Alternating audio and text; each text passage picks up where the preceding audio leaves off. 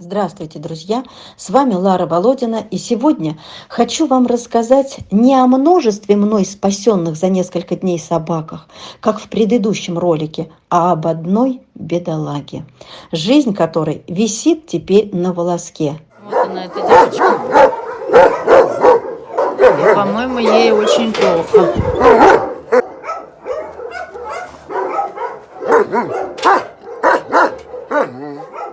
Или все зависит от людей, которые или помогут, или нет.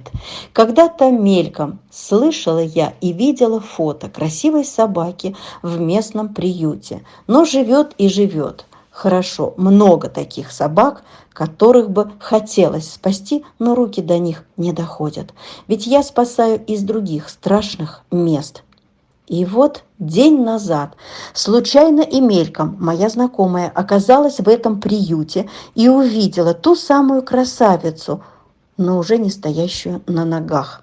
Как? Почему? Ведь ей всего 5-6 лет, и она лежит на бетоне в сырости и лежит уже 2-3 дня на холоде. Ведь сейчас начнутся пролежни. Когда говорят о приютах, я вздрагиваю. Не все понимают, почему. Потому что там много собак, а обслуживают их 2-3. Никто не всматривается в этих собак, плохо им или хорошо, или они просто лежат. Мне позвонили, прислали, показали фото, ничего не просили, просто констатировали вот такую ее участь. У приютов нет возможности обследовать, лечить, легче усыпить. Знаете, я не смогла пройти мимо. Если все так безнадежно и усыплять, то зачем мучить собаку медленным уходом?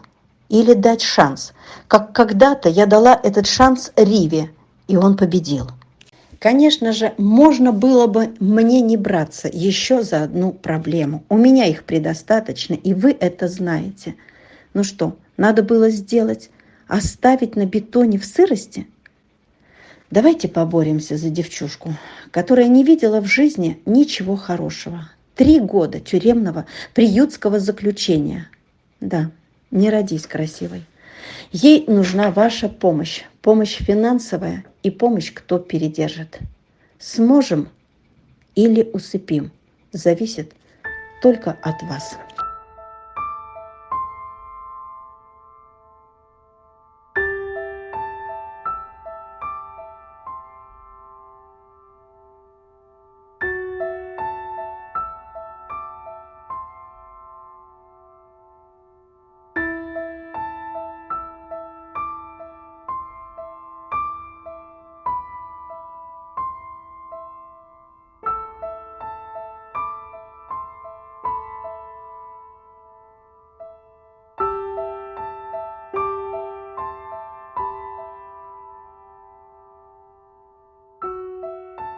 Девочку эту по моей просьбе забрали сразу же и быстро в клинику. Думала я положить на стационар на время обследования. Но, увы, лежачих они не берут. Некому их там передвигать, поднимать, а это 30 килограмм веса. Сделали только рентген позвоночника и сдали кровь. Да, пули есть рядом с позвоночником, но, наверное, они старые. И значит, раньше не беспокоили. Мы знаем, что пули могут перемещаться по телу. Возможно, это и произошло. Возможно, задет теперь нерв, который отвечает за двигательную функцию собаки. Или это не так. Врачи не дали ответа, только предположения. И послали к невропатологу. Друзья, мы с вами не раз спасали собак, попавших в беду. И в Подмосковье, и в дальних, и близких регионах. Что произошло с Бетти? Покрыто мраком. Знаем только, что собачуля погибает. И только ваша помощь может спасти эту красивую девочку, такую несчастную.